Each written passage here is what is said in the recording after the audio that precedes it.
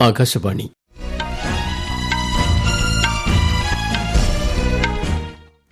നമസ്കാരം. വാർത്തകൾ വായിക്കുന്നത് തുളസീദാസ് പരമേശ്വരൻ.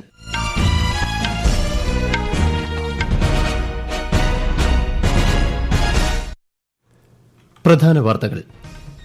കേന്ദ്ര സർക്കാർ ജീവനക്കാർക്കായി 8ാമത് ശമ്പള കമ്മീഷൻ രൂപീകരിക്കാൻ തീരുമാനിച്ച് കേന്ദ്രം. ശ്രീഹരിക്കോട്ടയിലെ സതീഷ് ധവാൻ ബഹിരാകാശ കേന്ദ്രത്തിൽ 3ാം വിക്ഷേപണത്തറ സ്ഥാപിക്കുന്നതിന് കേന്ദ്രമന്ത്രിസഭയുടെ അനുമതി. സംഭരണം, വിപണനം എന്നിവയുടെ വികസനത്തിലൂടെ ഇന്ത്യൻ കാർഷിക മേഖലയെ ശാക്തീകരിക്കാൻ കഴിയുമെന്ന് ഉപരാഷ്ട്രപതി ജഗദീപ് ധൻകർ. പ്രധാനമന്ത്രി നരേന്ദ്രമോദി സിംഗപ്പൂർ പ്രസിഡന്റുമായി ഇന്ന് ന്യൂഡൽഹിയിൽ കൂടിക്കാഴ്ച നടത്തും. സ്പേഡക്സ് ദൌത്യത്തിലെ നിർണായക ഘട്ടമായ ഡോക്കിംഗ് പ്രക്രിയ വിജയകരമായി പൂർത്തിയാക്കി ISRO.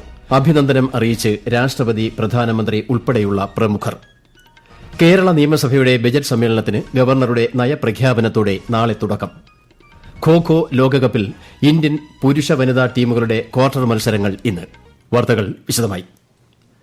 കേന്ദ്ര സർക്കാർ ജീവനക്കാർക്കായി 8ാമത് ശമ്പള കമ്മീഷൻ രൂപീകരിക്കാൻ കേന്ദ്രം തീരുമാനിച്ചതായി കേന്ദ്രമന്ത്രി അശ്വിനി വൈഷ്ണവ്. 7ാമത് ശമ്പള കമ്മീഷന്റെ കാലാവധി 2026-ൽ അവസാനിക്കാനിരിക്കെയാണ് തീരുമാനം. കമ്മീഷൻ ചെയർമാനെയും മറ്റ് അംഗങ്ങളെയും ഉടൻ നിയമിക്കുമെന്നും കേന്ദ്രമന്ത്രി ന്യൂഡൽഹിയിൽ പറഞ്ഞു. ഇന്ത്യൻ ബഹിരാകാശ രംഗത്ത് വൻ കുതിച്ചുചാട്ടങ്ങൾക്ക് വഴിവെക്കുന്ന നിർണായക തീരുമാനങ്ങളുമായി കേന്ദ്ര സർക്കാർ. ശ്രീഹരിക്കോട്ടയിലെ സതീഷ് ധവാൻ ബഹിരാകാശ കേന്ദ്രത്തിൽ 3985 കോടി രൂപ ചെലവിൽ 3ാം വിക്ഷേപണ തറ സ്ഥാപിക്കുന്നതിന് കേന്ദ്രമന്ത്രിസഭ അംഗീകാരം നൽകി. ബഹിരാകാശ അടിസ്ഥാന സൌകര്യ വികസനത്തിൽ രാജ്യത്തിന് ഇത് ഒരു സുപ്രധാന നാഴികക്കല്ലായി മാറുമെന്ന് കേന്ദ്രമന്ത്രി അശ്വിനി വൈഷ്ണവ് പറഞ്ഞു. അടുത്ത 30 വർഷം മുന്നിൽ കണ്ടുള്ള അടിസ്ഥാന സൌകര്യ വികസന പദ്ധതികൾക്കാണ് സർക്കാർ രൂപം നൽകുന്നതെന്നും അദ്ദേഹം പറഞ്ഞു. आज कैबिनेट में माननीय प्रधानमंत्री जी ने 3,985 करोड़ रुपीस की कॉस्ट से 3rd लॉन्च पैड सैंक्शन किया है, जो कि देश के लिए स्पेस इंफ्रास्ट्रक्चर में बहुत एक इम्पोर्टेंट माइलस्टोन साबित होगा. अगले 30 वर्षों को ध्यान में रखते हुए इस इंफ्रास्ट्रक्चर की डिजाइन की जा रही है. आप सब जानते हैं कि 2 बड़े मिशन लिए गए हैं, जिसमें भारत अंतरिक्ष स्पेस स्टेशन बनेगा और बाय 2040 मून पर भारतीय पहुंचने की एक बड़ा जो मिशन हाथ में लिया हुआ है, उसमें इस प्रोजेक्ट का बहुत बड़ा रोल रहेगा. സംഭരണം, വിപണനം എന്നിവയുടെ വികസനത്തിലൂടെ ഇന്ത്യൻ കാർഷിക മേഖലയെ ശാക്തീകരിക്കാൻ കഴിയുമെന്ന് ഉപരാഷ്ട്രപതി ജഗദീപ് ധൻകർ. കാർഷിക മേഖലയിലെ സമ്മർദ്ദം കുറയ്ക്കുന്നതിന് സാങ്കേതിക സഹായം, സാമ്പത്തിക പിന്തുണ എന്നിവയ്ക്കുള്ള സഹകരണം ശക്തിപ്പെടുത്തേണ്ടതിന്റെ ആവശ്യകതയെക്കുറിച്ച് കർണാടകയിലെ ധാർവാഡിലെ അഗ്രികൾച്ചറൽ സയൻസസ് സർവകലാശാലയുടെ അമൃത് മഹോത്സവത്തിൽ സംസാരിക്കവെ ഉപരാഷ്ട്രപതി പറഞ്ഞു. കാർഷിക മേഖലയെ പിന്തുണയ്ക്കാൻ രാജ്യത്തുടനീളമുള്ള കാർഷിക ഗവേഷണ കൌൺസിൽ, കാർഷിക സർവകലാശാലകൾ എന്നിവയുടെ സജീവ പങ്കാളിത്തം ഉപരാഷ്ട്രപതി ജഗദീപ് ധൻകർ അഭ്യർത്ഥിച്ചു. ഇന്ത്യ സന്ദർശനം തുടരുന്ന സിംഗപ്പൂർ പ്രസിഡന്റ് തർമൻ ഷൺമുഖരത്നത്തിന് രാഷ്ട്രപതി ഭവനിൽ ഇന്ന് ഊഷ്മള വരവേൽപ്പ് നൽകി. രാഷ്ട്രപതി ദ്രൌപദി മുർമു, പ്രധാനമന്ത്രി നരേന്ദ്രമോദി തുടങ്ങിയ പ്രമുഖരുടെ സാന്നിധ്യത്തിലായിരുന്നു സ്വീകരണം. സിംഗപ്പൂർ പ്രസിഡന്റുമായി പ്രധാനമന്ത്രി ഇന്ന് ഔദ്യോഗിക കൂടിക്കാഴ്ച നടത്തും. ഡിജിറ്റൽ മേഖല, സുസ്ഥിര വികസനം എന്നിവയിൽ പുതിയ സഹകരണ സാധ്യതകൾ ഇരു രാജ്യങ്ങളും പരിശോധിച്ചു വരികയാണെന്ന് തർമൻ ഷൺമുഖരത്നം പറഞ്ഞു. 5 ദിവസത്തെ സന്ദർശനത്തിനായി ഇന്ത്യയിലെത്തിയ സിംഗപ്പൂർ പ്രസിഡന്റ് കേന്ദ്രമന്ത്രിമാരായ എസ് ജയശങ്കർ, JP നഡ്ഡ എന്നിവരുമായും കൂടിക്കാഴ്ച നടത്തിയിരുന്നു. അദ്ദേഹം നാളെ ഒഡീഷ സന്ദർശിക്കും. സ്പേഡക്സ് ദൌത്യത്തിലെ നിർണായക ഘട്ടമായ ഡോക്കിംഗ് പ്രക്രിയ വിജയകരമായി പൂർത്തിയാക്കി ISRO. 2 ഉപഗ്രഹങ്ങളെ ഭ്രമണപഥത്തിൽ വച്ച് കൂട്ടിയോജിപ്പിക്കുന്ന ഘട്ടമാണ് ഇത്. ഇതോടെ സ്പേസ് ഡോക്കിംഗ് വിജയകരമായി പൂർത്തിയാക്കിയ 4ാമത്തെ രാജ്യമായി ഇന്ത്യ മാറി. തിളക്കമാർന്ന ഈ നേട്ടത്തിൽ ISRO ശാസ്ത്രജ്ഞരെയും ബഹിരാകാശ സമൂഹത്തെയും രാഷ്ട്രപതി ദ്രൌപദി മുർമു, പ്രധാനമന്ത്രി നരേന്ദ്രമോദി ഉൾപ്പെടെയുള്ള പ്രമുഖർ അഭിനന്ദിച്ചു. 2024 ദേശീയ കായിക പുരസ്കാരങ്ങൾ രാഷ്ട്രപതി ദ്രൌപദി മുർമു നാളെ ന്യൂഡൽഹിയിലെ രാഷ്ട്രപതി ഭവനിൽ സമ്മാനിക്കും. ലോക chess champion D Gukesh, Paris ഒളിമ്പിക്സിലെ ഇരട്ട മെഡൽ ജേതാവ് മനു ഭാക്കർ ഉൾപ്പെടെയുള്ളവർക്ക് ഖേൽ രത്ന പുരസ്കാരങ്ങൾ സമ്മാനിക്കും. മലയാളി നീന്തൽ താരം സജൻ പ്രകാശിനെ കൂടാതെ 31 പേർക്ക് അർജുന അവാർഡും ബാഡ്മിന്റൺ പരിശീലകൻ S മുരളീധരൻ ഉൾപ്പെടെ 5 പേർക്ക് ദ്രോണാചാര്യ പുരസ്കാരവും സമ്മാനിക്കും. കൊച്ചി ഡയലോഗ് 2025ന്റെ ആദ്യ പതിപ്പ് കേന്ദ്ര വിദേശകാര്യ സഹമന്ത്രി കീർത്തിവർദ്ധൻ സിംഗ് ഇന്ന് ഉദ്ഘാടനം ചെയ്യും. വിദേശകാര്യ മന്ത്രാലയത്തിന്റെയും കൊച്ചിയിലെ സെന്റർ ഫോർ പബ്ലിക് പോളിസി റിസർച്ചിന്റെയും സംയുക്ത ആഭിമുഖ്യത്തിലാണ് പരിപാടി സംഘടിപ്പിക്കുന്നത്. ഇന്ത്യയും GCC രാജ്യങ്ങളും തമ്മിലുള്ള ബന്ധങ്ങൾ മെച്ചപ്പെടുത്തുന്നത് സംബന്ധിച്ച ചർച്ചകൾ ഇതിൽ നടക്കും. 76ാമത് റിപ്പബ്ലിക് ദിനാഘോഷത്തിൽ ഇന്തോനേഷ്യൻ പ്രസിഡന്റ് പ്രബോവോ സുബിയാന്തോ മുഖ്യാതിഥിയാകും. പ്രധാനമന്ത്രി നരേന്ദ്രമോദിയുടെ ക്ഷണപ്രകാരം ഈ മാസം 25-ന് ഇന്തോനേഷ്യൻ പ്രസിഡന്റ് ഇന്ത്യയിൽ എത്തും. പ്രസിഡന്റ് സുബിയാന്തോയുടെ ആദ്യ ഇന്ത്യാ സന്ദർശനമാണ് ഇത്. ഉഭയകക്ഷി ബന്ധങ്ങളെക്കുറിച്ച് സമഗ്രമായ അവലോകനം നടത്താനും പ്രാദേശിക ആഗോള വിഷയങ്ങൾ ചർച്ച ചെയ്യാനും ഈ സന്ദർശനം അവസരമൊരുക്കും. ഈ വാർത്തകൾ ആകാശവാണിയിൽ നിന്ന്. ആകാശവാണി വാർത്തകളും വാർത്താ അധിഷ്ഠിത പരിപാടികളും all India radio news Thiruvananthapuram YouTube ചാനലിലും at all India radio news Thiruvananthapuram Facebook പേജിലും AIR ന്യൂസ് _ ഇൻസ്റ്റഗ്രാം അക്കൌണ്ടിലും at AIR news _ TVM X ഹാൻഡിലും ലഭ്യമാണ്.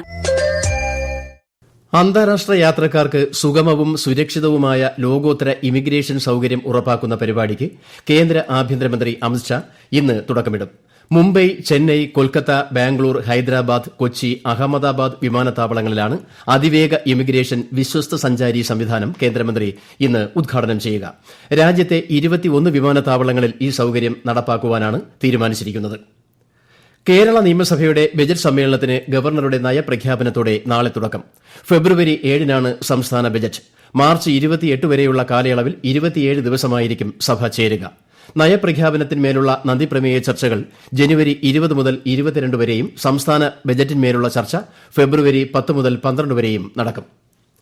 2047-ൽ ഇന്ത്യ 100ാം സ്വാതന്ത്ര്യദിനം ആഘോഷിക്കുമ്പോൾ ആഗോളതലത്തിൽ എല്ലാ മേഖലകളിലും രാജ്യം 1ാം സ്ഥാനത്തെത്തുമെന്ന് കേന്ദ്ര ആഭ്യന്തരമന്ത്രി അമിത്ഷാ. ഗുജറാത്തിലെ ഗൺപത്ത് സർവകലാശാലയിലെ 18ാമത് ബിരുദദാന ചടങ്ങിൽ പങ്കെടുക്കുകയായിരുന്നു അദ്ദേഹം.